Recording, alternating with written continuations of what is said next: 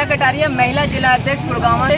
और मैं यहाँ पे आशा वर्कर्स के लिए आई हूँ क्योंकि हमारी ये आशा बहनें जो हैं ये इन्होंने WHO से भी, इनको WHO ने भी जो पुरस्कार से सम्मानित किया है। तो मैं जानना चाहती हूँ इस मोदी सरकार से, क्या इनको शर्म नहीं आती कि ये आज की तारीख में इतनी परेशान है।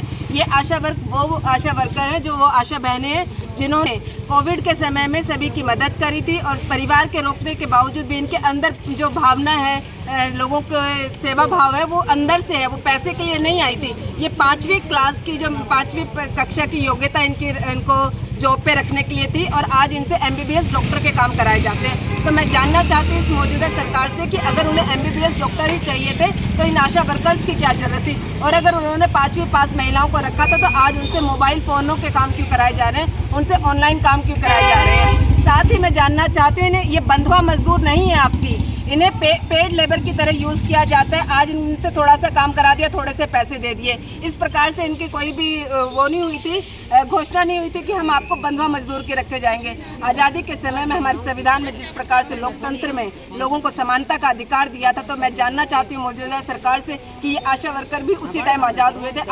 आज़ादी से लेकर अब तक इन आशा वर्करों ने किस प्रकार से सभी महामारियों में से हमारे साथ लड़ाई लड़ी है। तो इनका जो दर्जा है वह हरियाणा में नहीं पूरे देश में सबसे ऊपर रखा जाना चाहिए, परंतु सरकार ने इनको महज एक बंधुआ मजदूर बना दिया। और अब की बार ये लड़ाई आर पार की लड़ाई होगी और इनके साथ आम आदमी पूरी तरह तन मन धन से है। और मैं आपको बता दूं कि जिस प्रकार से 24 के चुनाव आएंगे और अगर आम आदमी पार्टी की सरकार हरियाणा में आती है तो पहली कलम से हम इनके अधिकारों को। मैम, जो आप इनके साथ जुड़े हो, ये कहीं राजनीतिक स्टंट है या एक मानवता की भावना है?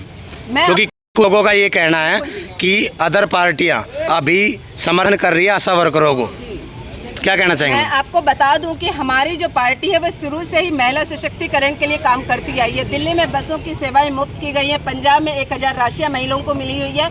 तो इसका सीधा अर्थ है कि हम लोग बहुत अच्छे से जानते हैं जिस देश में महिलाओं की सशक्तिकरण होगा, महिलाओं का विकास होगा, वही देश नंबर 1 बन सकता है। तो बेटी बचाओ और बेटी तो इसीलिए हमने यहाँ पे आए और आपने देखा कि हमने किसी प्रकार के टोपी और पटके नहीं पहने हैं, सिर्फ हम आम नागरिक की तरह यहाँ पे आके लोगों के साथ जुड़े हैं ताकि उनकी भावनाओं को समझ सके और देश की जनता तक पहुँचा सके। आज तक हमें पता नहीं था कि ये सिर्फ 4000 रुपये में 24 घंटे काम करती है। अब हम जनता को बताएंगे कि हमारी सरकार जो है वह अंग्रेजों से भी गई गुजरी सरकार है, जहाँ पे 4000 रुपये वेतन देकर 24 घंटे का काम कराया जाता है इन लोगों से।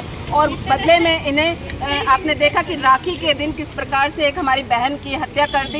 ये सरकार अंग्रेजों से बदतर सरकार है, वो भी इस प्रकार के जुल्म जो थे वो छुप के करती थी, परंतु ये सरकार जो है ये आंदोलन शांतिपूर्वक तरीके से करने के बावजूद भी उसे कुचलने के लिए पुलिस फोर्स का इस्तेमाल करती है, लाठीचार्ज करती है। आपने देखा किस प्रकार से किसान भाइयों की 750 किसान भाइयों की शहादत के बाद उनकी बातें मानी गई थी। आज यहाँ आशा वर्करों को भी इसी प्रकार से कुर्बानी देनी पड़ेगी। उसके बाद मुझे लगता है कि इनकी मांगें सुनी जाएंगी और वो भी इनका अधिकार है, कोई उनके ऊपर एहसान नहीं होगा।